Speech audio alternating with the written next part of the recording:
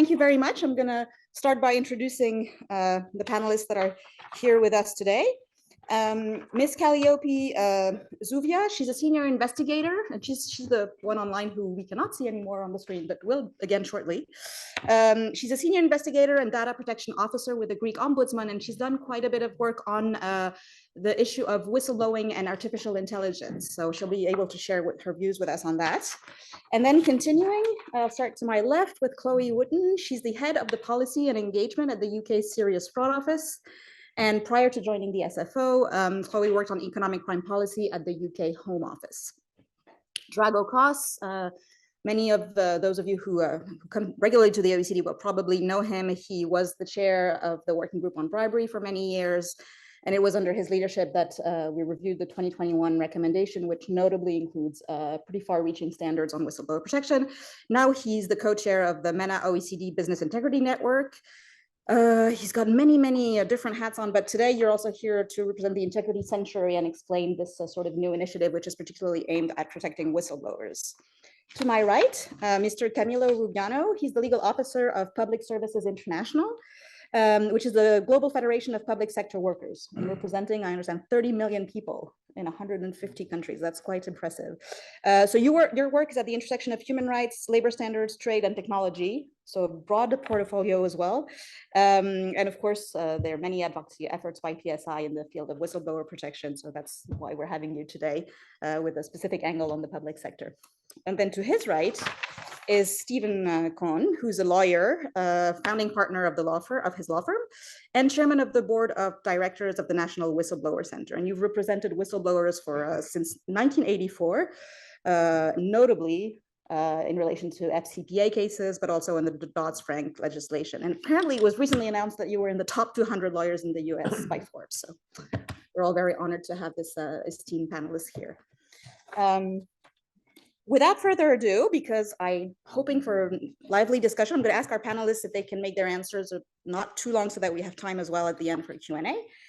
But let me start by perhaps underlining once again that whistleblowers play really a pivotal role in reporting corruption and bribery. It's an occult crime. As I said in the previous session, it takes two to tango in a bribery pact. The corrupt on either side of the equation rarely are the ones who report. And so enhancing means of detection has always been something that the parties to the Anti-Bribery Convention have looked at, and in particular, whistleblowing. It was one of the priority issues at the ministerial meeting that the group held in 2016. It was the top ranked issue, I think, in the review of the recommendation. And that's why it was given special emphasis in that standard. So the standard set out rules for protection, safeguards, but also reporting avenues and systematic reviews. And it's clearly been a topic that's been on the agenda of many international fora, the EU directive, to mention one, but also late last year at the COSP, there was a resolution on the protection of reporting persons. So significant milestones in this area on a lot of different international fronts. And I'd like to start perhaps with a question to all of you in turn, which is, could you share with us what you consider are some of the advancements we are seeing in whistleblower laws and frameworks? And what are some of the challenges that remain in that area? So I don't know who wants to go first. I'm going to pick otherwise. Ladies first. There you go. Chloe, you're on. I was actually hoping I wouldn't be first because You're first, but the others can't be. the UK government's actually currently doing a review of its whistleblowing laws. So come back to me in a year and I'll be able to tell you what I've seen. But I'm not sure. I'm not sure how much there's been in recent years in the UK in our framework. So sorry to disappoint. Okay, so good morning.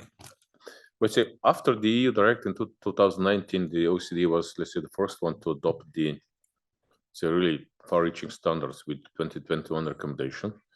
And what we were noticing in the OECD was that, let's say, we were telling all our governments, you have to protect the whistleblowers, but we didn't tell them how. You have the UN conventions, the UNCAC, you have the UNTOC, the UN Convention Against Transnational Organized Crime, you have the our convention, you have the Council of Europe Convention. They're all asking countries to protect. They even don't mention the notion of whistleblowers. They speak about reporting persons, but we never told them how to do it. So let's say the EU directive and our recommendation tell many things how to protect the whistleblowers, which should be, let's say, beneficial for some countries, because according to one of our research, I forget which year it was, we found that only 2/3 of our member states have satisfactory legal framework in place for the protection of whistleblowers. And we have to know that legal framework is just the first and, let's say, step, which still doesn't mean anything if it's not implemented. And this is, I think, the crucial issue.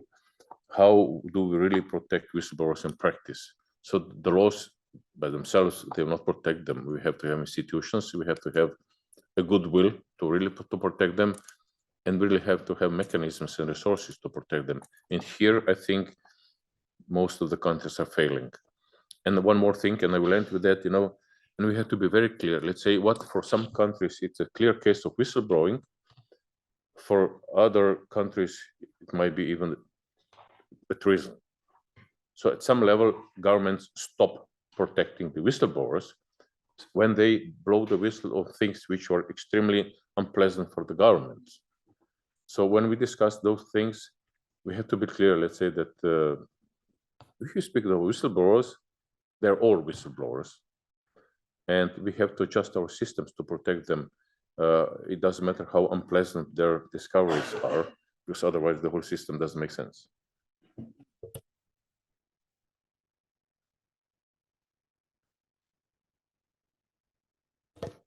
I want to thank the OECD for this opportunity. Their recommendations that came out are extremely good and should be reviewed by, I think, anyone interested in protections. I also recommend look at the phase 4 audit of the United States, in which they strongly endorse our whistleblower program, including the Dodd-Frank and paying awards. So that audit's important. I also want to just state that we did make available, for as many as we could bring, a copy of the Whistleblowers Handbook. And we do have a PowerPoint that you can look up and get information on, because the laws protecting whistleblowers are fairly complex, and it's important that people understand them to use them properly. In terms of what's working, the US laws have transnational impact. This is relatively unknown.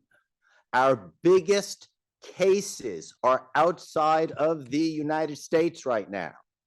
We did money laundering with the best whistleblower protections known on the planet Earth. And so we've done with foreign bribery. And these laws have significant transnational application.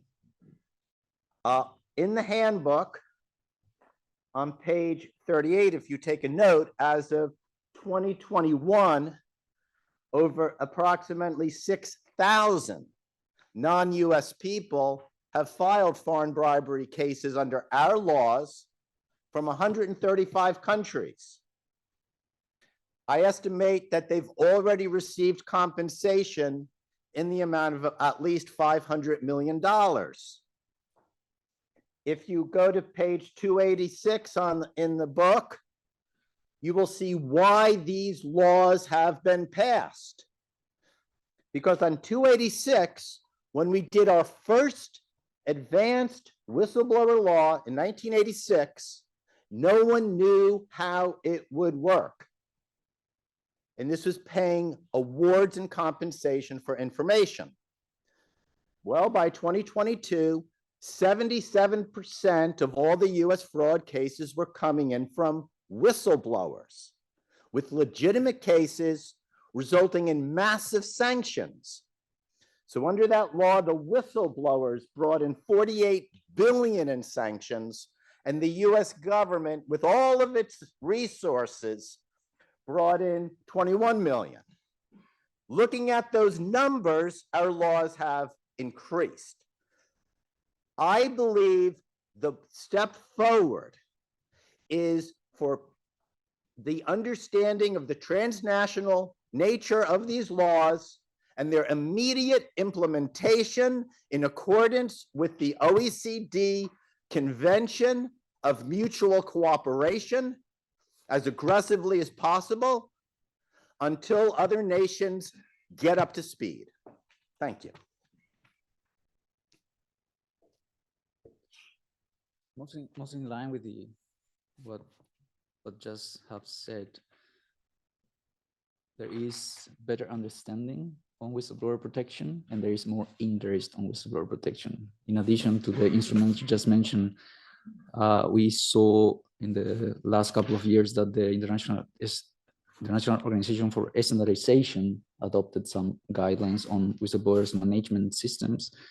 The group of countries against corruption from the Council of Europe, they had issued also recommendations and issue resolutions on the protection of whistleblowers. The International Labour Organization had decided to give it a try to the topic and said whistleblower protection is within the ILO mission. And the most important part is that in all these discussions, everybody is going on the same direction. There's no controversy on the main issues on affecting whistleblowers protection. Like Chloe said, countries which adopted the legislation in the past, they realized that this legislation can be improved, and they incorporated new elements and the best practice in order to improve their whistleblowers protection schemes. Nonetheless, there are issues, like Drago mentioned, is the implementation, is the bringing that beautiful piece of paper into reality. And yeah, there's still a lot of work to be done. Thank you. Calliope, would you like to share a few thoughts from your side? Yes, thank you so much. Thank you, the OECD, for inviting me and having me even remotely. It's sad that I couldn't be there in person. I totally agree with all those that spoke before me. I would like to say that the fact that we have more laws in the recent year and framework is really important.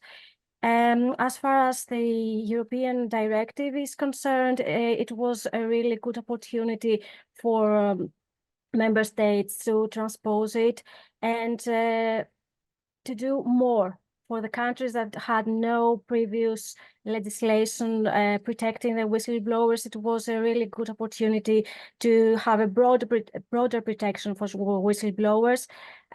Some underachieved. There are steps that are needed to be made. Some do not have a broader protection for whistleblowers, only they transpose the European Union directive. We have a lot of different speeds, but it is really important that almost everybody nowadays recognize the importance of the protection of the whistleblowers. So that's the most important thing that we can take with us. Thank you. Thank you very much. Chloe, you're not going to get off that easy with your first question. So the second one is going to be for you, although others are invited to comment if they want to. But so we know that bribery and corruption, I mentioned it, particularly foreign bribery, can be among the most difficult crimes to detect. And it's especially true when we're talking about bribery that happens abroad, involves complex financial transactions. So could you tell us about, from the SFO perspective, the role of the whistleblower, how important it is in uncovering foreign bribery, but also perhaps other types of economic crime? Yeah, so around the time that international bribery and corruption, that is UK-based companies committing bribes, paying bribes abroad, around the time that became a top public policy priority in the UK, the Serious Fraud Officer's powers were expanded to overcome the fact that actually gathering intelligence in relation to a bribe in a country somewhere very far away might be a bit more challenging than gathering intelligence in the UK. So our intelligence division were given investigative powers, the same investigative powers our case team has, only in relation to international bribery and corruption cases, to say, you know, we recognise the difficulty you have in gathering intelligence. Interestingly, now fraud's a top public priority, and we've been granted those powers in relation to fraud as well. Side note. So of the approximately 1,200, that's just to say, we completely agree. UK government recognises that gathering intelligence around foreign bribery is difficult, which is where whistleblowers come in. The SFO receives around 1,200 referrals per year. Quality and quantity do not have, there is no link there whatsoever. So a lot of those referrals might be so-and-so MP. I think they're corrupt with no, with no evidence underneath it. And then 5% of those referrals, so very, very small percentage, are from whistleblowers. And those are the referrals that can, in a single email, unlock an entire crime that's taken place on a completely different continent. So while whistleblowers might be a tiny proportion of the referrals that the SFO receives, they're a very important cohort. An SFO investigation alone, given the complexity of our cases, they all involve millions of documents, complex paper trails.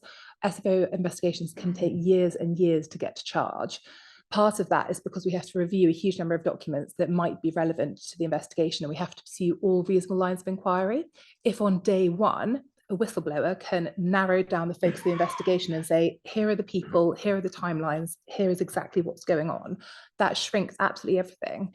It can make the timelines a lot shorter. It can also save money for the taxpayer. Those years of investigation are all funded by UK taxpayers. And then ultimately, if the smoking gun is sort of good enough, the evidence, we might find guilty pleas and then avoid a costly trial. In the UK, there's a bit of a backlog in Crown Court trials. It can take 18 months from charging to actually get to trial. That trial in an SFO case can then take 3 months. A whistleblower has the key to sort of unlock all of that, make investigations shorter, potentially avoid a costly trial and save money for the UK taxpayer. The other thing, as you noticed at the very end of your question, is while we're all here to talk about international bribery and corruption, the SFO primarily deals with, we deal with equally international bribery, corruption and fraud, as is in our name. And it's really for any complex economic crime that involves a paper trail. That's where the whistleblower can really come into their own. Thank you. Turning to you, Drago, perhaps you can also comment on the importance of whistleblower protection for detecting and prevention, but also maybe explain why you created the Integrity Sanctuary and what gap this aims to fill. Well, I will start with the last part of the question. So this Integrity Sanctuary is nothing else but, let's say, it's a non-profit organization, which is first we established it in Washington, DC. And the aim of the company, the NGO, is to, let's say, to assist whistleblowers and anti-corruption activists which would be threatened in any of the countries around the world, which would need extraction from their countries, and they would need to be brought somewhere to, let's say, for a safe place. So not only them, but also the families. Afterwards we realized that having in mind, let's say the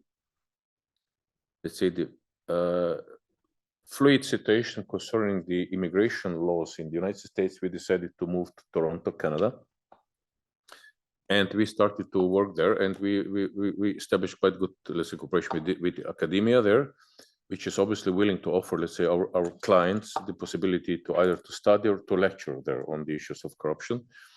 And of course, we will be bearing all the material expenses for the clients and for the families. And after a certain period of time, they will have to leave Canada. So they will not stay there permanently. They will have to go back to their countries to continue fighting corruption or somewhere else. But the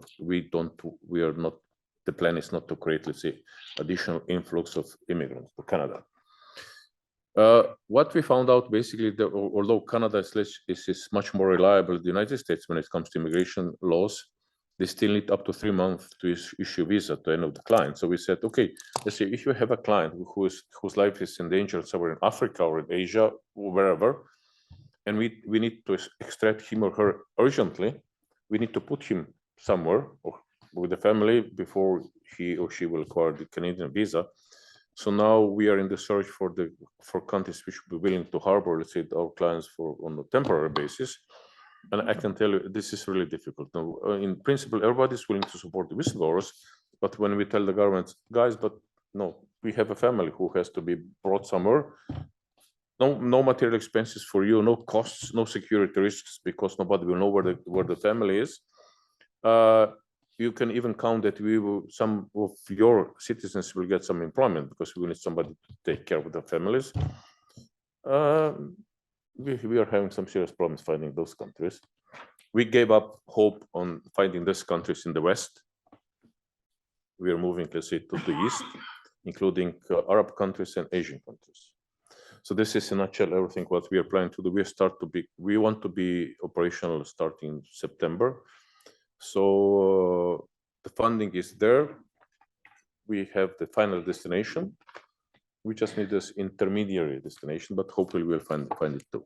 So on the importance for the foreign bribery cases, in 2014, the OECD conducted a research on sources of information which enabled investigations for bribery cases, and in 33% there were the voluntary disclosures of the companies involved.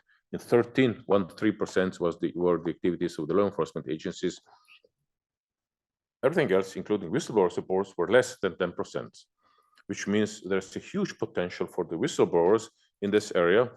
And this is also one of the reasons why we included this part into the 2021 recommendation.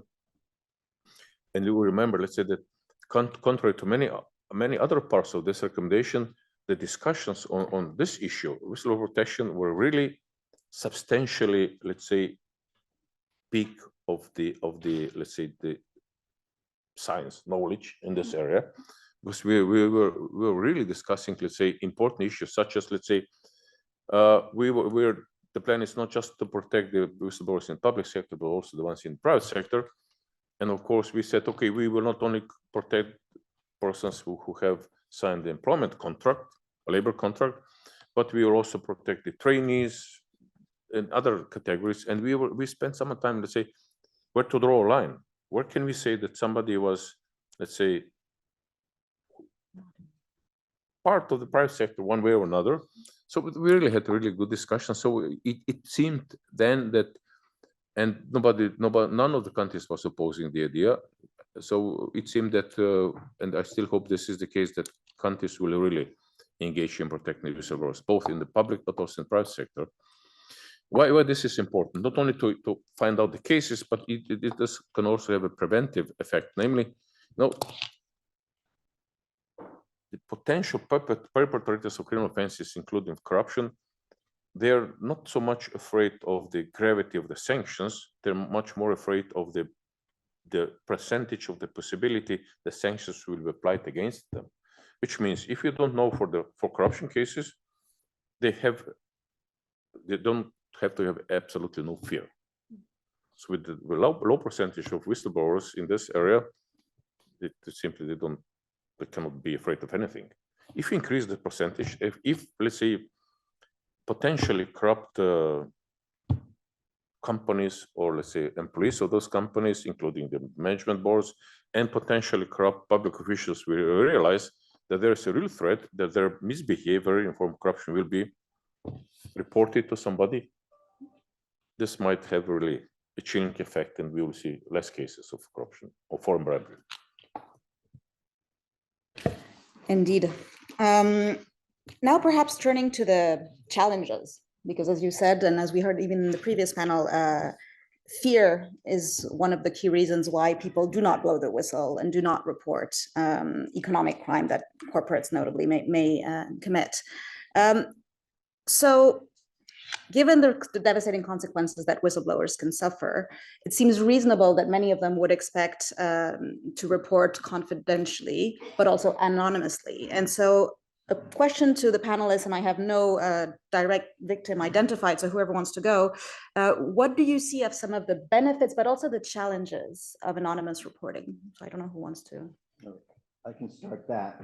So under our whistleblower law, by statute, whistleblowers can report anonymously and confidentially. This covers foreign bribery, money laundering, sanctions violations, Bank Secrecy Act, commodities frauds. In short, a large sector of the entire worldwide economy. Anonymous and confidential whistleblowing has resulted in the best possible reports from the highest level officials. I represent chief financial officers who turn over the books, executive vice presidents who are in the control group. My first bribery client was a CEO who hated the bribery he saw. but the anonymous reporting, ethically administered, meaning the government agencies that take the reports have completely honored their obligations, has revolutionized the reporting structure to the point where last year, 18,000 reports came into the SEC alone, and they're one of just 4 or 5 agencies. Furthermore, in order to be anonymous, you have to hire a licensed U.S. attorney. This makes perfect sense. First, to prevent fraud and abuse, because that attorney can be held liable if there's any type of shenanigans. But second, by having a lawyer vet the information and present it to the government agencies in a manner for which they understand, and it conforms to the violations of law, you are revolutionizing enforcement. So so you understand, every person in the world can file an anonymous and confidential bribery or money laundering case under our laws. And if they qualify, they get 10 to 30% of the sanctions obtained. It's a financial incentive. It's impossible for the United States to protect people worldwide in their jobs. We can't order China to reinstate an employee. The only alternative is financial compensation. So anonymous and confidential reporting is critical, but only if you have a law enforcement agency that the people will trust. Building up on what Stephen said, I can identify 2 potential benefits. One is that by giving the opportunity to file the report in a confidential manner, that people who fears reprisals, intimidation at work, gives the opportunity to the system to work. So it brings trust to the system as long as it works. And the other benefit is that we are telling that person that what is important is not who made a report, but what is being reported. It shifts the attention. We don't care who you are. We are worried about, or we care about what you just told us about what's going on in there. The challenges are, again, if the system doesn't work, and in a high-tech society in which we are living now, many things are not confidential anymore. Our communications are not confidential anymore. So we have to make sure that these channels are actually secure. And the other side of that part is also that in a highly corrupted environment, you cannot even trust the law enforcement or the anti-corruption authorities. So yeah, these 2 sides of the coin are important for this for the anonymous reporting. While I was still in Greco, we also dealt with countries' legal regimes on protecting whistleblowers, and let's say the possibility for whistleblowers to blow the whistle anonymously was, let's say, the final sign that the country has a developed legal system of protection. Because according to my practice and my experience, the anonymity of the whistleblower is the single most effective mean to protect the whistleblower. Everything else is much more difficult. But of course, there is, let's say, a negative side of this anonymous reporting. If the whistleblowers are, let's say, blow the whistle not through the, let's say, lawyers, or in the way which does not enable, let's say, the addressee institution to get back to the whistleblowers to ask for additional information, of course, there's the whistleblowers risk. There's a good risk that, let's say, the law enforcement agencies or any other agency will not be able to investigate because some crucial information might be missing. Whistleblowers usually, they're not trained investigators. They don't know what needs to be reported. So if the agency can get back in the contact with them, that's fine, because they can ask additional questions. But if there's no such a possibility, then of course the whistleblower report must go. And actually, in that respect, because you're right, whistleblowers, they're not legal experts. They don't know the fragmented approach that some countries have taken, where different authorities are in charge of receiving reports on antitrust or corruption or labor. It also loses the whistleblower who doesn't know what offense he's reporting. And that's exactly what some governments are using or misusing. Let's say if you draw a law on protection of whistleblowers, and if you put, let's say, the substantial requirements for whistleblowers to be protected, let's say, substantially, you ask, okay, you can only report corruption offenses. So how many whistleblowers do know what is corruption offense, following which he or she will be protected? So they rather decide not to report. So I saw governments, let's say, where they define this in very narrow sense, which for me is a clear sign they don't want that. No, you have to define this in the broadest possible manners of we can't afford, let's not, let's say, avoid mentioning the biggest elephant in the room, which is how to create the will of potential whistleblower to turn into a real whistleblower, because whistleblower in many countries, especially post-communist countries, is something which is still considered to be a negative thing. So it's hard enough to convince the whistleblowers to come forward, and now we impose on them a condition, okay, you can only blow the whistle on this very narrow topic. And of course, 99% of them will say, okay, I'm not sure if I'm protected, so I will not do it.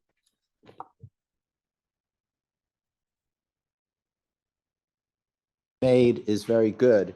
Under our law, Dodd-Frank, you have to report to the SEC. But if it's not bribery or securities, the SEC then does and should refer it to any other law enforcement agency. They go to the Environmental Protection Agency, FTC.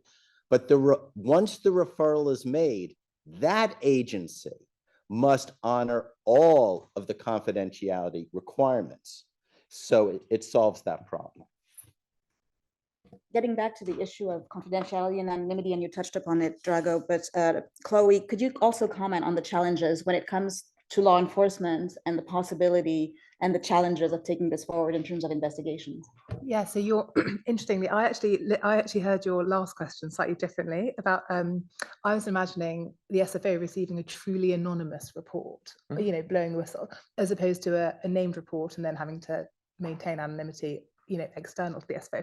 And actually, so just to answer that question, I think actually a practical hurdle of anonymous reporting is not being able to respond to that person to ask more information, and then saying, right, we've got this piece of information, it looks like it could be good.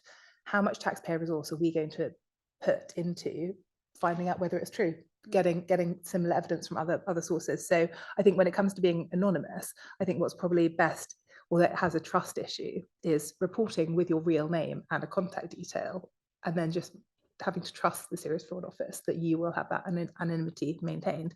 We very well equipped to maintain anonymity. All law enforcement has a function in which it can kind of protect people's identity should they wish that. That would mean that your information is intelligence only, not evidence. So you wouldn't be called up in front of a court, which means that the SFO then has an extra obligation to find a separate source of the same information that it can present to a court as evidence. There is always a risk, and we say this to every whistleblower, there is a risk that we will make a public interest immunity application to not reveal the whistleblower's name, and a judge might order that it is revealed. So at that point, if the whistleblower is unable to accept that risk, either the case would need to be shut down if it can't continue without them, or you'd have to hive off the portion of the case that relates to their information. But the anonymity of a whistleblower is really important. We don't say, oh, we'll keep you anonymous and then just accidentally let something come out. So that's really high priority for us. But yeah, when it comes to submitting information anonymously, just in case anyone here is thinking about doing it, it would make it very difficult for law enforcement to follow up on that information and do something about it. So it's more about submitting a tip with your name and then working with law enforcement to maintain anonymity throughout. And continuing on the issue of the challenges, Camilo, So you also mentioned it, fear of reprisal, fear of retaliation is one of the key reasons that might prevent a whistleblower from blowing the whistle. So conversely, could you tell us what you think are some of the types of support that whistleblowers need, particularly when we're talking about economic crime and corruption? There are a number of things they need, and Drago already mentioned one, is the whistleblower doesn't know much about the legalities of blowing the whistle. So he has the impulse, the force inside to tell about our wrongdoing, but he doesn't know how to do it. So they need independent advice before blowing the whistle, during blowing the whistle, after blowing the whistle. They need to know the implications of what's going on. The second thing they need is, and Drago also mentioned, is they fear for the jobs, their family, and they fear they're gonna lose the two things. So they need support. They need financial support or compensatory damage in order to carry on after they blew the whistle. And finally, everything has a weight on their physical, mental integrity. They need psychological support. They suddenly they might get a lot of media attention, and they don't know how to deal with that. So I would focus on these three things, but which operate at different levels. Steve, you already mentioned about the possibility of seeking laws of.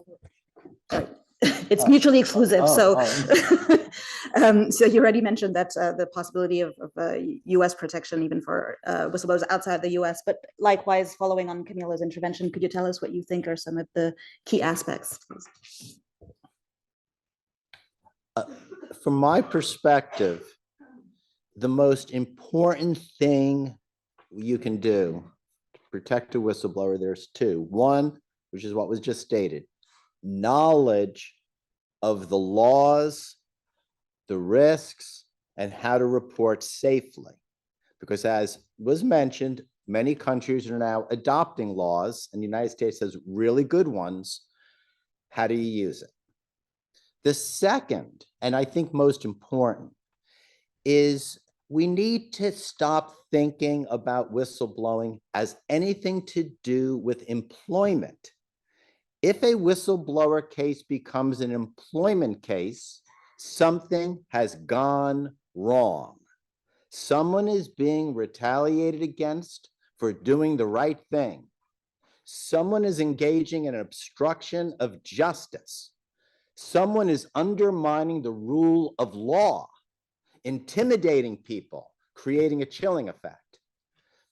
So we need to look at the concept of whistleblowing strictly, in my view, as a law enforcement tool to obtain the very best evidence of corruption against the worst and largest corrupt actors.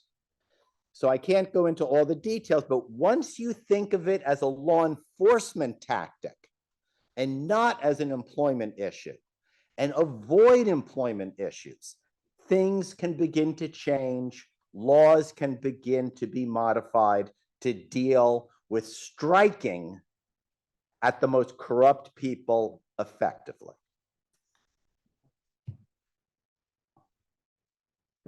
Just to clarify, I don't know if I understood this correctly.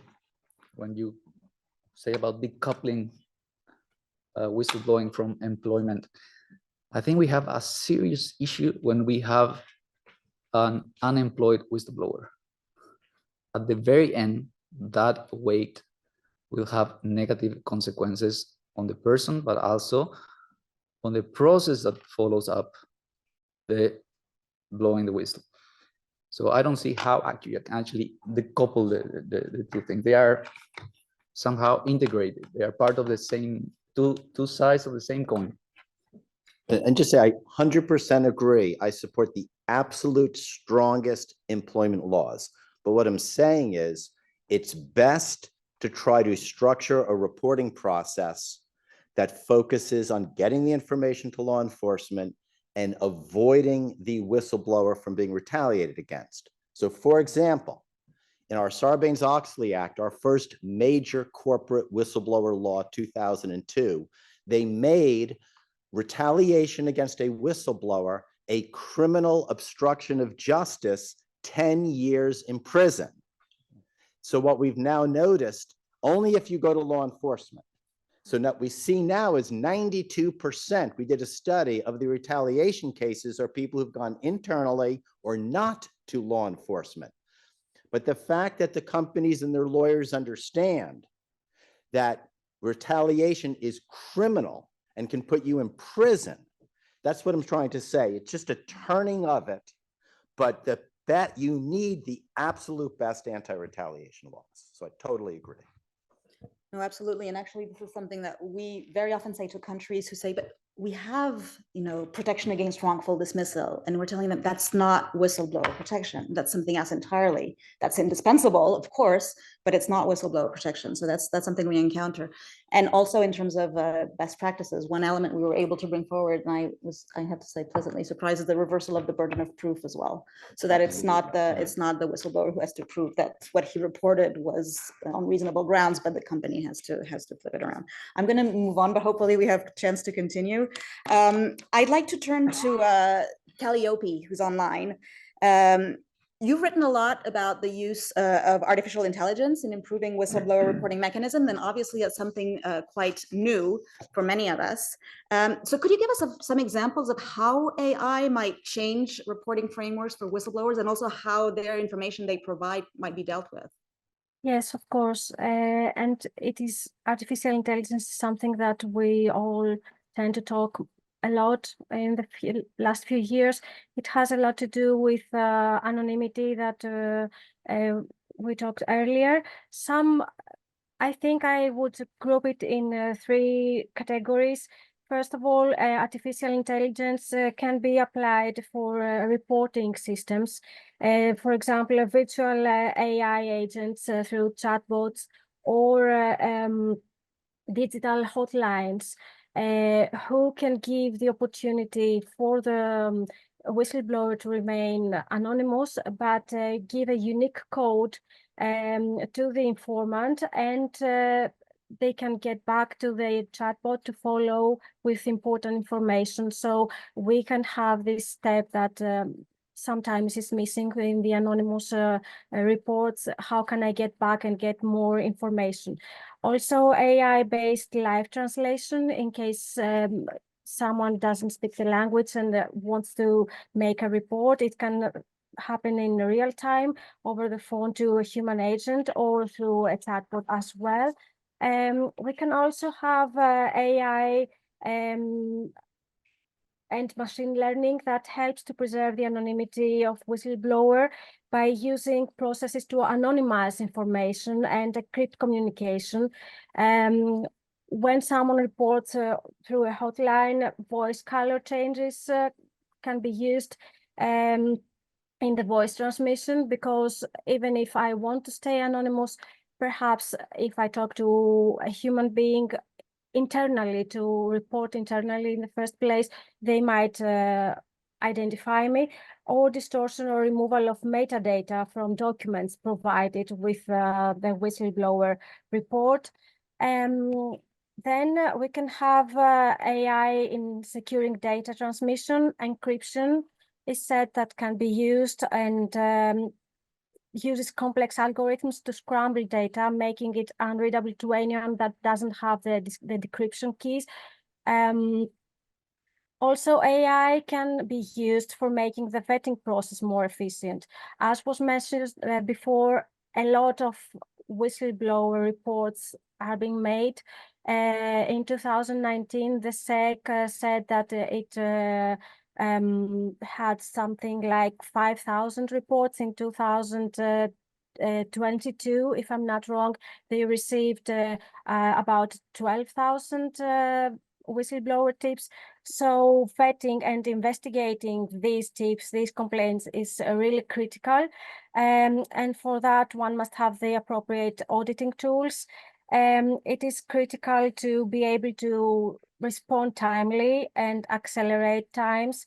So artificial intelligence can be used to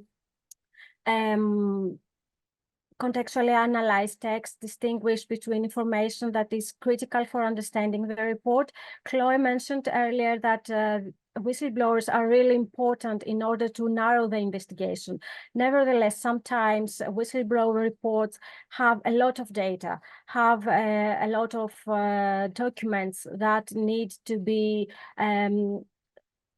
gone through to see what is really important for the misdeed that is reported. There, artificial intelligence can be used. And also, artificial intelligence can be used for proactive monitoring in order to identify potential areas of risk. If, for example, a certain type of bad behavior is becoming more common in an organization's industry, that particular subject matter could be targeted for routine monitoring, and that with the help of whistleblower can help an organization can have tools to flag worrisome language. And in the latest years, there is also some bibliography, some articles talking about whether robots could be used as whistleblowers, and what that could do to the culture of an organization, or whether human beings could be replaced by robots, so we wouldn't have to worry about retaliation and things like that. Personally, I think that whistleblowing often requires tremendous amount of perceptiveness, critical reasoning, moral deliberation. So it demands a human being. It cannot be replaced by a robot. And also we cannot forget the things that artificial intelligence can be biased. So all these systems that can be used to help us and help the whistleblowers while reporting should be examined and ameliorated during their use. Thank you. Thank you very much, Calliope. That was a really interesting and different take on the future of whistleblowing. I'd like to come back, and I'm scrambling a little bit in the order of that we said we talked about different issues, but I would want to go back to something you said, Camilo, that we should be protecting based on the reports that are made and not the person who's making them or the reason why they're making them. And that brings me to the good faith, the issue of good faith. So one of the things we were able to achieve in our 2009 recommendation, we had a good faith requirement. In the 2021, there's no good faith requirement. It was removed, and we only have something about making it on reasonable grounds. And similarly, the UNCAC resolution, perhaps not going as far, but clarify that reporting in good faith means a reasonable belief. So there's progress being made in that area, but I wanted to ask Drago and Steve how significant you think the hurdle of good faith, is it a significant threshold when it is included? When it is included, it is a significant negative threshold, because I know some governments which are very easy to say, well, the report was not delivered in bona fide, so we will not take it into account. And but we have to be realistic.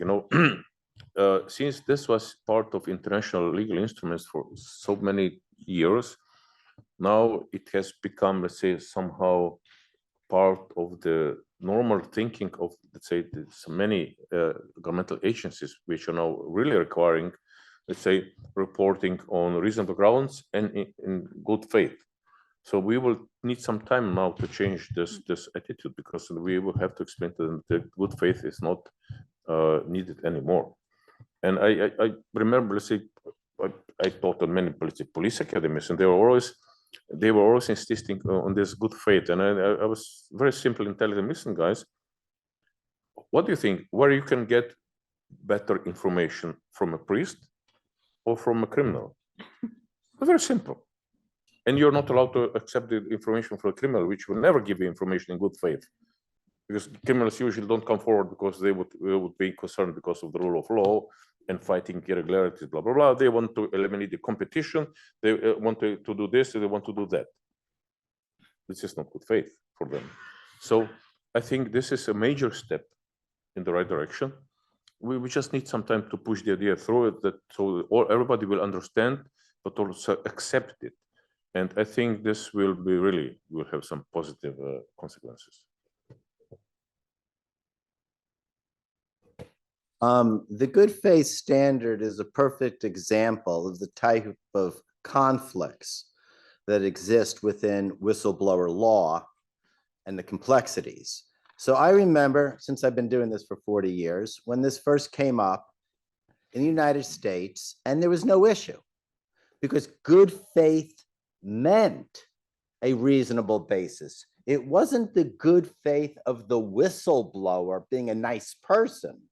It was good faith, meaning they actually had a reasonable basis to the violation. And the cases in the United States said it doesn't matter. The motive of the whistleblower is irrelevant. The good faith goes to, you can't blow the whistle on a Martian invasion, but bad bolts might be good enough. So when that concept moved to the continent here, the US advocates were like, oh, good faith is great, but it got twisted very quickly to this burden on the whistleblower. And all of a sudden the whistleblower is supposed to be the priest. And and I'm very happy the OECD has seen this. As I said, recommendations coming from the OECD are really good and should be read and implemented wherever possible. Yes, I think there is definitely that sort of a concept that the whistleblower should be a white knight and should do that solely for that reason. And again, in the previous panel, we talked about the fact that there can be different motives for doing things. This goes, yeah, go ahead.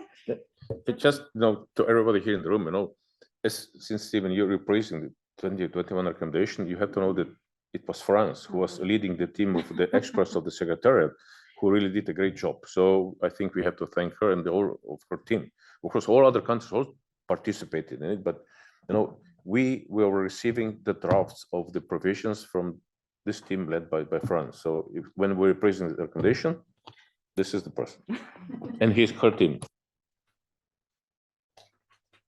I think I'd like to take the floor. And part of my team is here, actually. So thank you, Drago. Okay, moving on. Talking about white knights, or back to white knights, not being white knights, I'd like to put on the table something you mentioned, which is financial rewards. There's very diverse views on whether we should or we shouldn't grant financial rewards to whistleblowers. And I really want to place that on a different plane to the compensation, the fact that there shouldn't be retaliation and people shouldn't lose their jobs.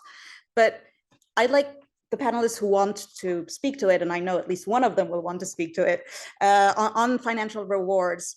Do you have views on this rather possibly contentious issue? You can start. You knew I would. Yeah. In 1986, the United States went under an experiment of paying awards mandatory 15 to 30% of anything collected based on the whistleblower's information, no discretion to deny a qualified whistleblower, and judicial enforcement. They put teeth to it. Nobody knew how it would work. But something strange happened, because the United States was forced at this time to evaluate every fraud case. Is it a whistleblower? Or did the great government resources track it down? Because if it was a whistleblower, they have to pay. If it came from the government or other sources, they don't. So for the first time ever, you could monetize the importance of whistleblowing. You could move beyond stereotypes, prejudices, and look at hard data. And it is from that hard data, when they saw it became the #1 source of all fraud detection. It went from government contracting to tax evasion to securities, to foreign corruption, to commodities, and most recently, money laundering, 2022, and sanctions, all based on empirical evidence. In my view, the debate is over. If you want a system that works, we know how it works. Put your biases aside. That's my opinion.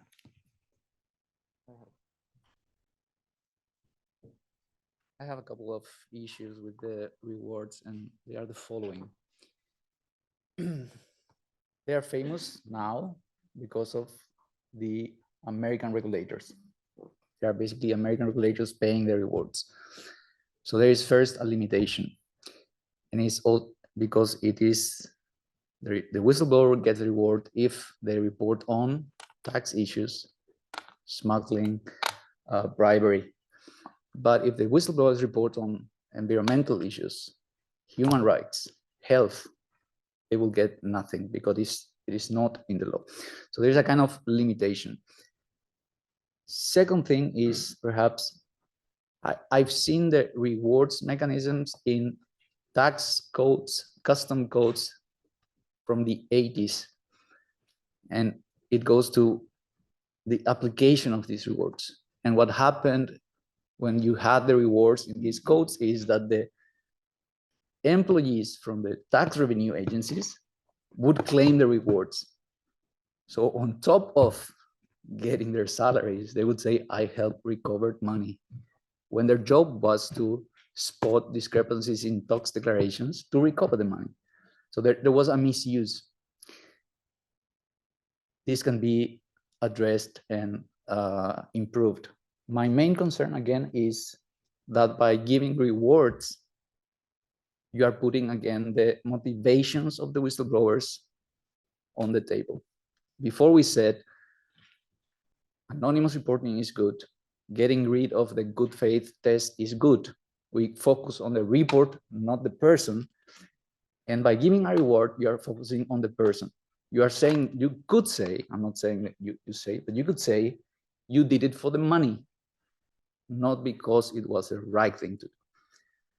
So I leave it there. I think it's not bad, but perhaps we need to refine the mechanism.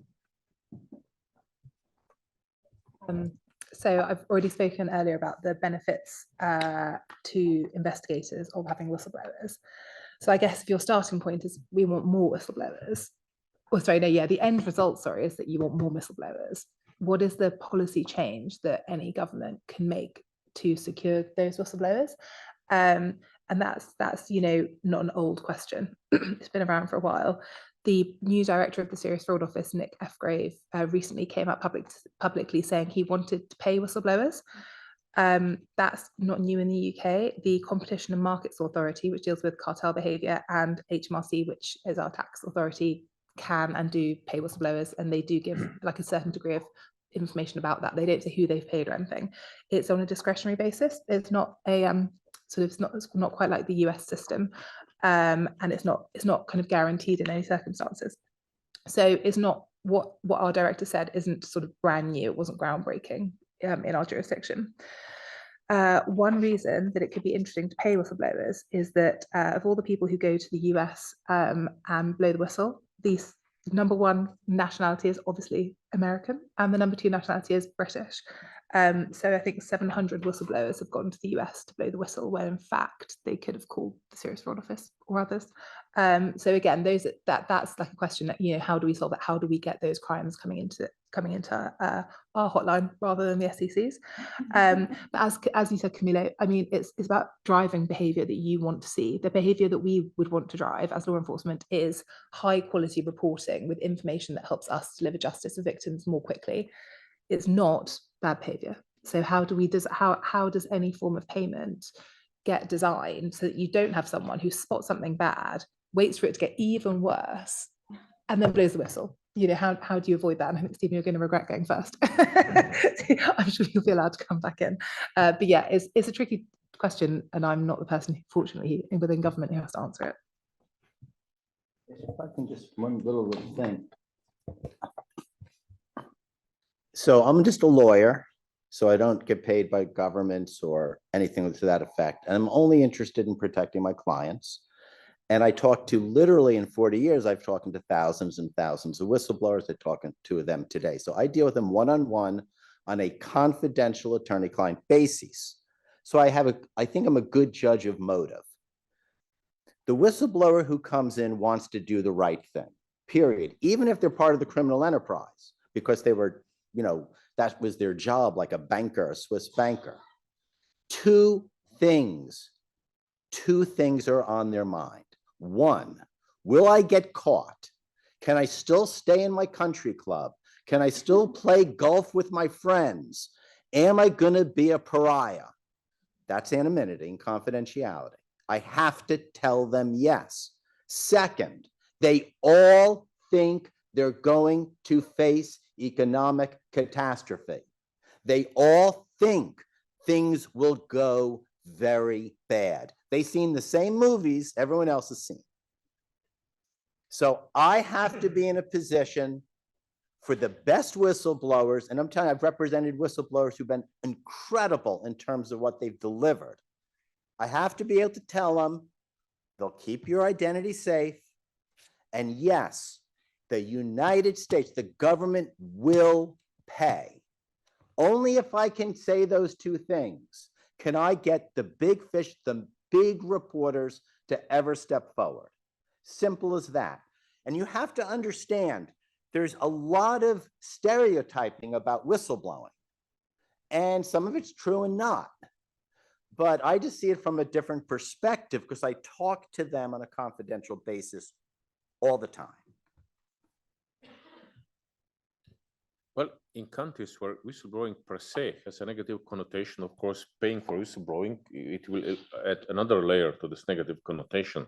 So we have to be very careful how to sell this. Let's say in my country, Slovenia, when our biggest bank introduced internal rules which were enabling the bank to pay the internal whistleblowers for saving the money or, let's say, increasing the income in the percentage, the bank was immediately attacked by all, let's say, the media, even some experts, even the ones who in principle were supportive of whistleblowing. So the bank needed a lot of time to convince them, listen, guys, this is something which is very normal in many countries around the world. So Stephen, I like, let's say you mentioned several minutes ago, you said we have to start looking at whistleblowing as the law enforcement method. And this, I think this is the way out. So the issue of motives is not important at all. If you're let's say a normal investigator, you don't care if you get the information straight from hell. It doesn't matter. What is important is the quality of information. And if we can incentivize more people to come forward with good information, with rewards, let us do it. But of course, we will have to, especially now in countries where whistleblowing is not something very popular, we'll have to spend a lot of time and energy to convince people that what they do is really something positive, or what they're afraid to do is a positive thing. So actually that brings me to my last question for you guys, although I'll ask you maybe at the very end for some concluding remarks, which is about the social challenges. You touched a little bit upon it, Drago. In a lot of countries that has negative connotations, blowing the whistle. You talked about Eastern Europe, former communist countries. I come from Western Europe. We're still linked to the Second World War, even though that was much longer before and I wasn't born at the time. Latin America, we hear the same thing about the different dictatorships that were there. There are many reasons in different parts of the world for whistleblowing to have negative connotations. Interestingly, the word used in a lot of directives and including in the 21 recommendation is reporting persons. That's an English thing. In French, it doesn't really carry the same. So it's perhaps not the word per se, but what I wanted to ask you is basically, in light of the social stigma that's often associated with whistleblowing, how can organizations and societies, so beyond the law, we've talked a lot about the law and the practicalities, and that's essential, of course, but how can societies and organizations work to mitigate the negative repercussions socially of people who choose to report corruption? And again, no direct victim identifying to respond to this question, but grateful if you want to share your 2 cents on that. You always know. Yeah, I know. You always know it. Well, if you get it, If you get a copy of the book, and we can make it available, I know we probably ran out, you'll see the very first chapter deals with the first explicit whistleblower law that I know of from 1777, 1778, at the height of the American Revolution, where during that war, the Continental Congress unanimously backed the whistleblowers completely, even though they were reporting abuse of British prisoners, among other things, as a right. We took that historical incident to the US Congress, and they now are voting National Whistleblower Day to try to change the culture, to try to go back and show that whistleblowing, in fact, is a fundamental human right recognized under the common law Constitution before there was a Constitution, because it's a fundamental human right for the people to report the crimes, especially of the powerful. And that's what we're trying to do in the United States. It's uphill, but by getting onto a historical incident that you hope you can break down some of the barriers. That's what we're doing. So maybe I'm good. Oh, no, go ahead. See, we usually speak about the need to have an effective mechanism for reporting. We speak about mechanism for protection of whistleblowers. We'll have to work on the mechanism, let's say, to make it very clear that the successful cases of any sort of corruption, fraud, and anything, concluded cases, were based on the, let's say, reports of whistleblowers. So people will start to understand that this, whistleblowing is something, not something which is in the air. It leads to successfully concluded cases which enable, let's say, the government or the people to save, or the companies to save a lot of money or to earn more money. So maybe this will at least help a bit, because this will then, let's say, decrease this social pressure. And if we speak about it more and more, then hopefully one day it will become clear that this is not something bad, it's basically something good. So I was going to answer my own question by saying it's precisely that. Again, in the previous panel, the people said, somebody said that people don't report because they're afraid of retaliation and because of the futility of it. So that's exactly what you said. If we bring cases and if they're concluded, it takes away the futility. And yes, I agree that when we put it in our international instruments, when we put it in forums like these, and you all take it back home and talk about it, even though it's a small effect, but little by little, hopefully it grows to better. Yeah. Yeah, but we will. The first step is we'll still have to protect them. It cannot happen. It cannot happen. We have a whistleblower from a Swiss bank who gets a reward from the German IRS, and he goes to jail in Switzerland. No, obviously the legal framework is expanded, but here I was more focusing on the sociological. So I'm going to open the floor very shortly for Q&A, but before that, I wanted to ask Scott Hansen from IFAC if he would agree to say a few words, because you did work on the role of auditors in reporting. And when we did that study in 2017 about whistleblowing, not only was the percentage small, but among the whistleblowers, most of them were actually auditors. So it would be interesting to have your view on this, Scott. Great. Thanks, France, and really excellent panel. Really appreciate the discussion. Really all interesting material. So my name is Scott Hansen. I represent IFAC, the International Federation of Accountants. We are the global organization for the accountancy profession. What that means in simple terms is we're like the United Nations of accounting bodies around the world. We have 180 member bodies in 130 jurisdictions. So every OECD country, every accounting body within those countries, of course, are members of IFAC. When IFAC was established in 1977, it was done so with a very specific mission to create global standards for ethics and audit in particular, as well as other areas in the accountancy profession. So now we have an International Ethics Standards Board for accountants and an International Audit and Assurance Standards Board for accountants, and both of those are relevant to this discussion. About 5 years ago, the Ethics Standards Board, IESBA, passed the NOCLAR standard. NOCLAR stands for non-compliance with laws and regulations, and it's effectively an ethical obligation for accountants to blow the whistle when they identify non-compliance with laws and regulations. So it's an ethical duty that effectively trumps the duty of confidentiality. So one thing that's a nuance between the legal profession and the accountancy profession, and maybe Nicola behind me could speak more to the legal side, the legal privilege issue, that's something that's owned by the client. Whereas on the accountancy side, the duty of confidentiality is a duty owed by the accountant. So it's a little bit different there, a sort of different nuance in terms of where we fit into rule of law. So the no-CLAR standard was passed 5 years ago. It sets out a framework for how accountants and auditors should respond to non-compliance with regulations, how they should report, how they should, what they should do with that information, and gives them that ethical obligation. So that was 5 years ago. When global standards come out from the ethics board and the audit board, they have to then be implemented by all of our 180 member bodies around the world. So the AICPA in the United States, CPA Canada, Japanese Institute of CPAs, et cetera, all of those bodies then have to implement those standards in their jurisdictions. And this has been a bit of a challenge, actually, implementing the no-CLAR standard. And the main reason that it hasn't been implemented in a large portion of our members is that there's no whistleblower protection legislation to back it up. So we're doing what we can in terms of our portion of the ecosystem, but that can't be effective when there's no whistleblower protection legislation within the country. So we're in a situation where something like 62 jurisdictions now have bespoke whistleblower protection legislation. Half of those have come out in the last 5 years. The no-CLAR standard is 5 years old. So there's a journey to go in most countries to make this actually come into effect. AICPA in the United States was able to pass it in June of 2023. So then continuing the North American example, CPA Canada has not been able to do it yet because they don't have the adequate whistleblower protection framework there.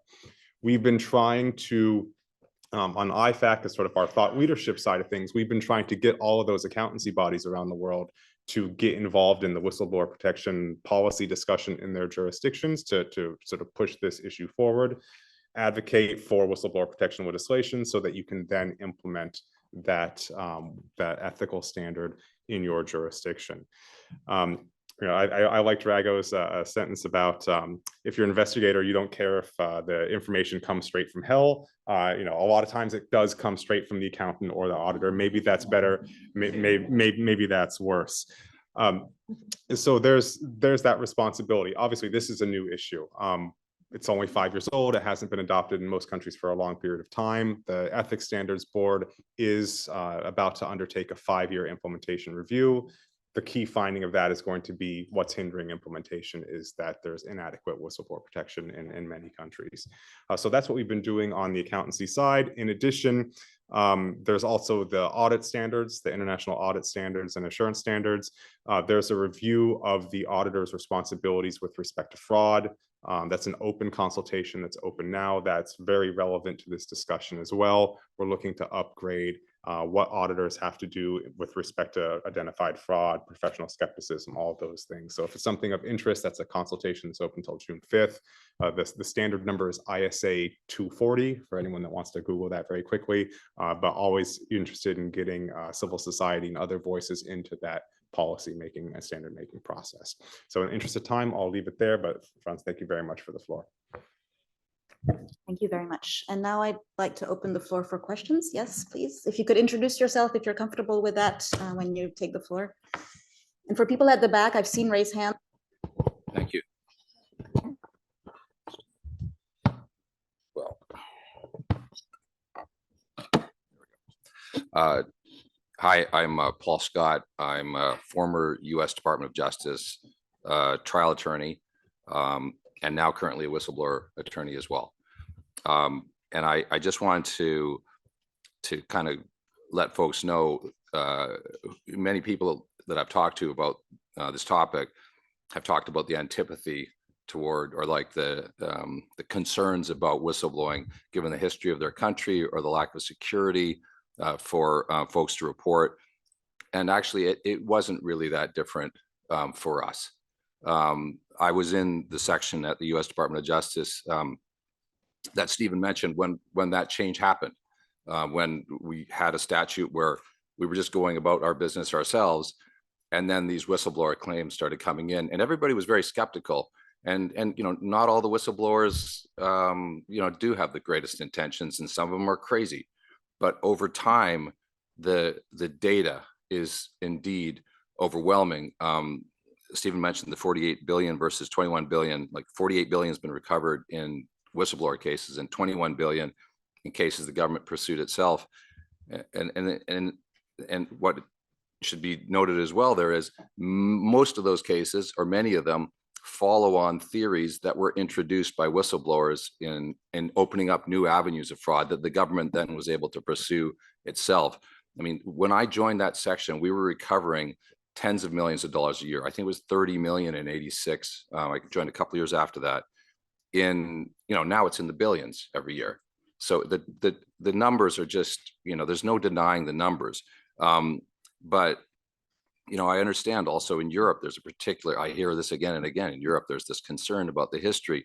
And I think you have to understand sort of what was happening in the past was, folks were reporting on the weak to authorities with bad intentions. And this is a very different situation, of course.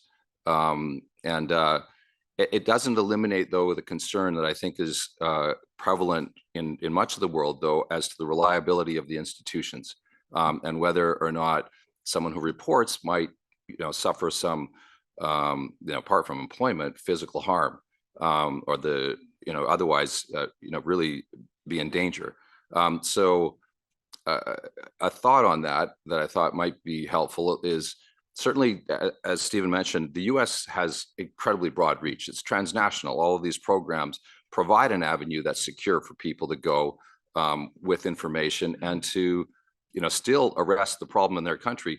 If there is a U.S. dollar transaction as part of the money laundering or the bribery or the contract or what have you, that allows the U.S. to play a role and to act as essentially the enforcement authority in a foreign jurisdiction on that. They won't obviously be in those courts, but they will be imposing a sanction on the companies that are engaged in misconduct there. And so that's one alternative. Another thought, just with respect to countries that are trying to develop these programs on their own and have some reliability to them, perhaps the OECD could play a role in that, to be a buffer authority for countries where there are concerns about the security or the reliability of their own government institutions, as a transitional type of mechanism to give people confidence that they can come forward and not be suffering some dire consequence. The other thought I would share is with respect to how these programs are built. In the US, we started off with this amendment to the False Claims Act, and that was successful. And then we moved on to the SEC. And I recall these things because I went and advised, the SEC. We talked to the Senate folks, and then we would go and talk to the commissioners of the SEC as to how to design their program. The same thing with the Commodities Futures Trading Commission, and then the same thing with the Internal Revenue Service. Every time we would go and we would explain it to them, then we'd try and walk them through it. The same thing is true now with the AML program, and now, of course, the Department of Justice is coming to the table with a panoply of new awards for pretty much filling in all the gaps. But if I were starting fresh, I wouldn't do it the way the US did it. I would have one program and then, provide people with one whistleblower office where they could come in and report on all these different types of fraud. Have, that way you avoid problems with communication between agencies, which we have at times, and make the system work like that. And the only other point I would just add also is, and I appreciate the point about this isn't all about money. There are human rights concerns. There are other issues that are urgent for people in countries across the world. And though I would still say there is an answer for that, because as I noted, the Department of Justice has announced a new program, which is not yet on the books. It's going to be in the next 60 days or so. They're defining the rules of it. Where basically, if we haven't covered it already in a whistleblower program, it's going to be covered now. And it will cover things like forfeitures and also, like government corruption, things that aren't necessarily tied to, that person, like a contract where someone stole money. But if there's any kind of impact where there could be penalties or sanctions, and it doesn't have to be limited to financial transactions, you could, in building your program, you could cover human rights issues and the rest of it, and still reward people for give them part of the penalties that follow. and you'll still get more information. You'll get more reliable information and a more successful program. Thank you.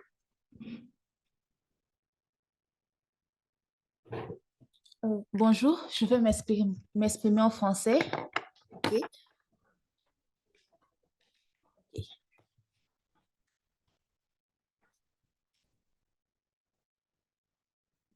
Tout d'abord, je vous remercie pour vos interventions riches en la matière.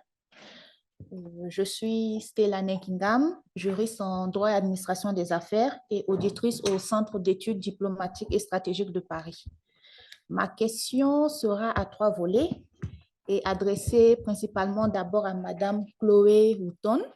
Et vous pouvez bel et bien répondre si elle a trait à chacune de vos juridictions ou réglementations nationales. Concernant l'anonymité des lanceurs d'alerte, tout à l'heure, Madame Chloé a parlé des cas où, en fait, ce principe-là d'anonymité sera brisé. Pouvez-vous nous en dire plus, en fait, par rapport aux différents cas où le lanceur d'alerte sera, en fait, mis face à la situation où il faudrait violer son anonymat? En 2, le fait de dévoiler son identité, ce sera juste au niveau des juridictions en cours, des enquêteurs pour le suivi de l'enquête, ou est-ce que son identité sera bel et bien dévoilée à toutes les parties prenantes et bien sûr aux entreprises et aux personnes physiques qui sont poursuivies dans cette situation?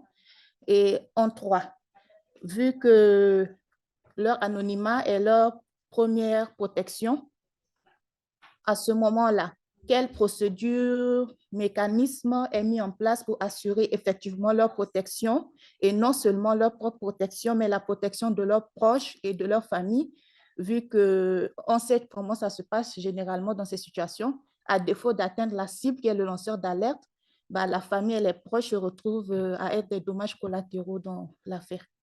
Je vous remercie.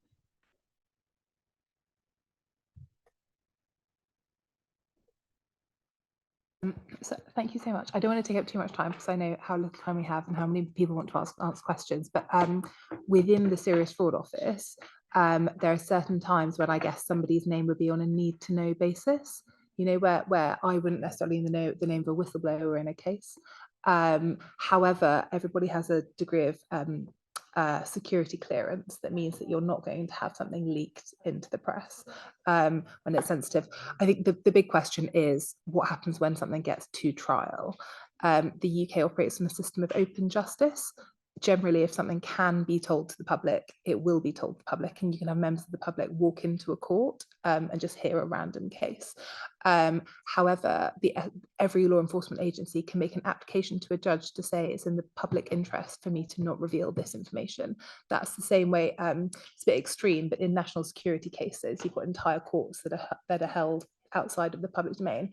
And what I was saying is that we would apply to protect someone's name where it would naturally come out, and that if we said, you know, there's a risk that the judge would order that we can't protect that name, that we could then take steps to just remove it from what would be discussed in court, so potentially shutting down a case or not pursuing the arm of the case that involves whistleblower. But this is not my area of expertise, this specifically the way it works, but that there is a risk, you know, as always, that your name might come out. So in order not to be accused of being too left-leaning, I'm going to take 2 questions from the right as well. The lady or the gentleman, whoever wants to go. Okay, there you go. The advantage of being a lady, I guess, for a second. I guess I have a small comment and then perhaps a question to that as well. My name is Ekat Khashalashvili. Up until recently, I have been head of USAID anti-corruption program in Ukraine, previously of the EU, and member of advisory committee of the USAID. Ukraine is about to embark in a new chapter, so to say, of the whistleblowing protection with the framework that it has. Part of it is something is a novelty that might be interesting to other countries as well, which is this unified portal as a way of communication, which maintains security, anonymity, and easiness of accessibility, so that it's one channel with one portal, and then the system needs to deal with that. But then the rest of the problems and challenges that have been identified are still prevalent, right? It's the trust into the system. It's not only the law enforcement. And here I wanted to highlight the whole ecosystem, perhaps, that is part of the whistleblowing protection. In countries where there is already a legacy of trust into the system, that entails trust into judiciary, prosecution, law enforcement, but to lawyers as well. So that part of what we find as a challenge in Ukraine is now to involve the legal profession into it as well, so that there are lawyers that are ready to undertake cases that can be trusted as well when it comes to the ethical commitment to maintaining anonymity that be, or perseverance in these very difficult cases. And then to trust the profession as such when it comes to the independent professions as lawyers are. So I guess one point perhaps for consideration for other countries as well is that where bar associations are not yet well developed, or there is no trust into the legal profession, that is a problem as well. You need the assistance, you need at least legal aid or even, paid legal help and assistance, but you need to have trust in it as well. So it's not only state, but it's a non-state actors, but part of the judicial system, and then the rule of law per se. And then civil society, we haven't talked much about that, but in countries where the psychological attitude to whistleblowing, trust and understanding of it, so that the quality of reports becomes better. If you have any actors that are professional enough, committed enough, have good outreach locally and at the national level, they can be invaluable because they are the actors and stakeholders that bring forward information and create that pillar, so to say, for trust and quality of the reports, which is extremely important because I agree completely, Drago, what you mentioned about the investigative approach to it. And we've worked in different stages of our career in law enforcement. If you are overwhelmed with data that has no value, then at some point you distrust that value. You don't look into that direction. So how to bridge that so that the reports are coming in a better quality, and how CSOs and then other actors could help. And then law enforcement becomes more respectful and attentive because they do understand that actually, apart from your own intelligence, you actually get a good quality information. That's quite a challenge, but then an opportunity in it. And figures. Whenever there are successes, when it comes economic effect and then prosperity for the country, more we highlight, the better. Humility doesn't help in this regard. So in this case, that's part of the recipe too. Thank you.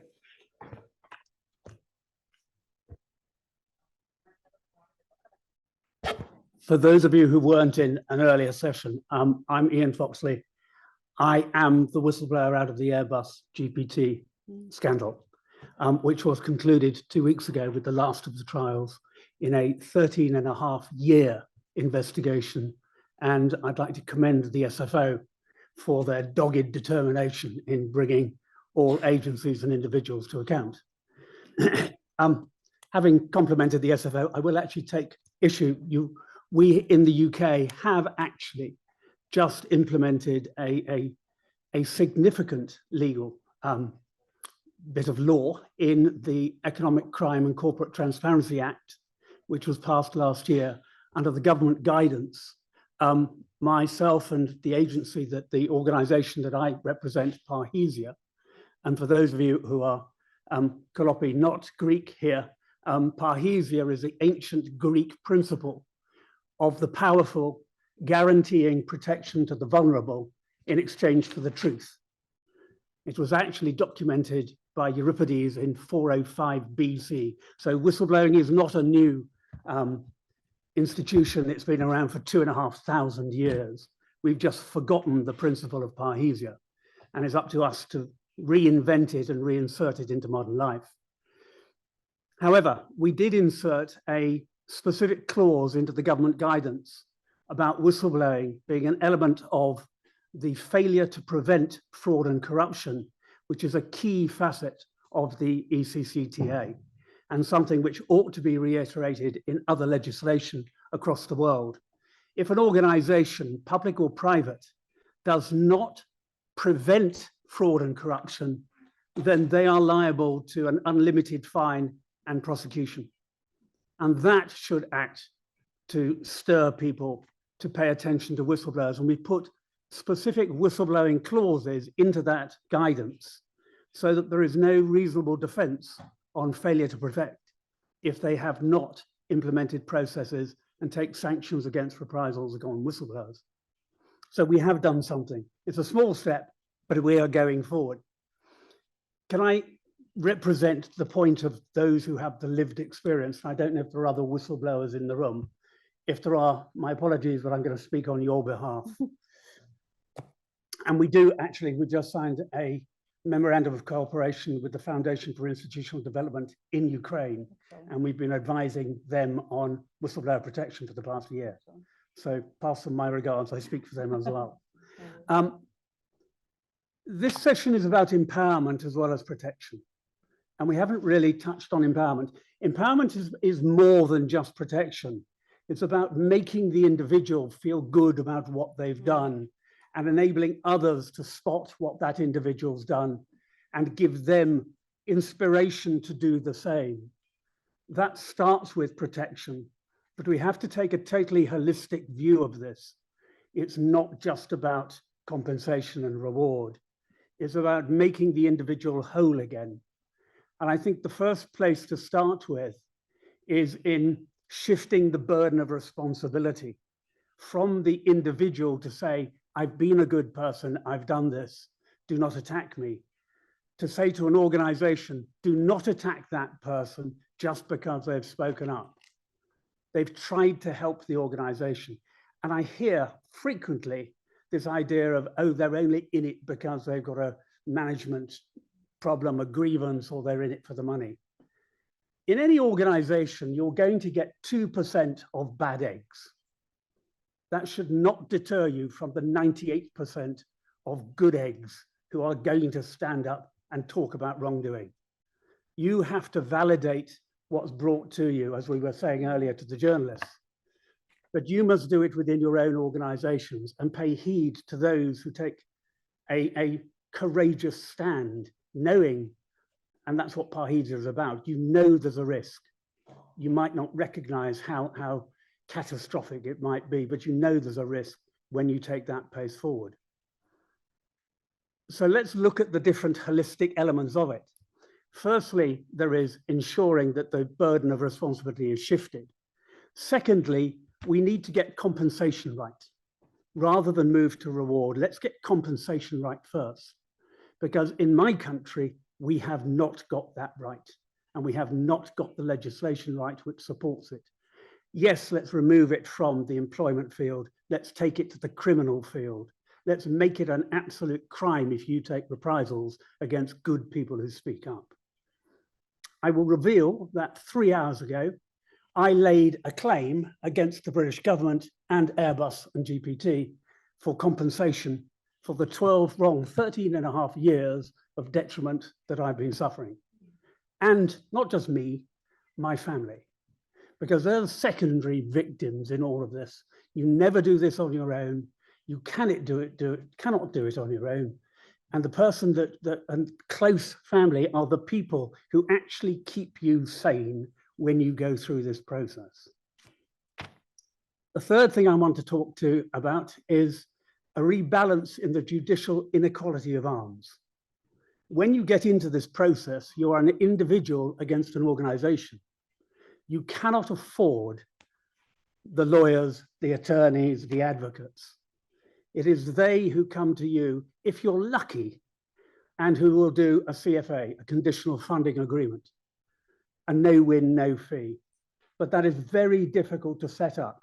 My own lawyers, Lee Day solicitors in London, who are renowned human rights lawyers, were introduced to me, and for 4.5 years, we have been putting together a case. Ever since we found out what our government had been involved in when it was revealed in, we thought about it, had suspicions, but we had absolute knowledge only once it was declared in court in 2021. And that allowed me to then go through the statute of limitations on new evidence and concealment of crimes. But even so, as an individual, I've had to find £50,000 to pay disbursements and costs up front. Now, most individuals cannot do it. And without the help of family and friends, I would not have been able to bring this to court. So we need to redress that inequality of arms that stops the individual taking action against the organization. Thirdly, we need therapeutic counseling. We need therapeutic counseling because the psychological and emotional process that you go through is horrible. And it affects you. It doesn't matter whether you've been a soldier for 24 years and you've had military training and you've seen combat, you still go through a hell and it's painful and you need counseling. Ukraine actually has counseling, therapeutic counseling for whistleblowers who declare corruption. It's paid for by the government as a national program. Why don't we? Why doesn't any other government? Secondly, they have legal support for whistleblowers who declare corruption. Why don't we? Why don't any of them? The next thing I think that you need is when you blow the whistle, the first thing that happens is you lose your job. You lose your job, you lose your income, you lose your savings. You need some form of employment rehabilitation as a set program to put you back into the workplace. We lose the expertise, we lose the training of normally senior, highly trained professional people, and we lose all that capability. And if you're a public service, look at all the nurses and doctors and trained expertise that you lose. We lose in the NHS because we do not ignore what the person has done and put them back into the service of the society. And lastly, we need coordinated academic research. Why? Because it's disciplined, it's professional, it's ethical, and it produces a sound body of evidence for policymakers to actually change the law. And at the moment, academic research is dispersed. It's not coordinated, and that's what we need in future. Assist the policymakers from a sound evidential base. It's not a question, it's a lot of statements. Thank you. Nevertheless, yeah, so we're already running late, but still, for a very brief last statement, I'd like to ask my panelists sitting here in a few words, if you can summarize what is, in your view, the most pressing issues for governments to address in the area of whistleblower frameworks. And I'll start to my right this time, since we started with Chloe at the beginning. Short and sweet and red button. The most pressing issue is training and activization of the transnational whistleblower laws that do adequately protect, reward, and compensate whistleblowers. Obviously, they don't cover everything, and they cover specific areas of the economy, but it's a great place to start. Also want to just point out, Kayla right here is a lawyer in my office, and at the end, we'll be around to answer questions if people have them. Thank you so much. It was already said, governments need to take the issue seriously. And one of the things they could do actually to prove that they are taking the issue seriously is if they put resources on it. Otherwise, it's just a piece of paper with good intentions. I say the same as Camille, you know, we just have to convince the governments to start really protecting whistleblowers in practice too. I think my understanding is that in the UK government, whistleblower policy sits within the Department for Business because it all looks at whistleblower protection. I think it's interesting to see what would happen if we invested more policy into the role of whistleblowers in the criminal justice space. So thank you very much. As we wrap up this very enlightening session, I really want to express my heartfelt thanks to my distinguished panelists, but also to the very engaged participants we had here today. My thanks also to the interpreters, including for staying a bit beyond the time and bearing with us. Thank you very much. My thanks to my colleagues, Mary and Alejandra, who helped me put this panel together. I think we can all agree it was a great job. Maria, Mariana, LOD at the back, thank you very much as well. Your commitment today, having thanked everybody and my mother, your commitment today to strengthening whistleblower protection, to fostering an environment of transparency, of trust, I think that was a big word that came out. It's truly, I think, commendable. The discussions today, they've shed light on the critical role of whistleblowers, of course, in combating corruption, but also on the importance of creating robust frameworks and support systems for whistleblowers in law and in practice. So thank you for your insights. Thank you for your dedication. They really, I think, inspire hope for a more transparent and just world. And now go forward and spread the gospel, please. Thank you very much.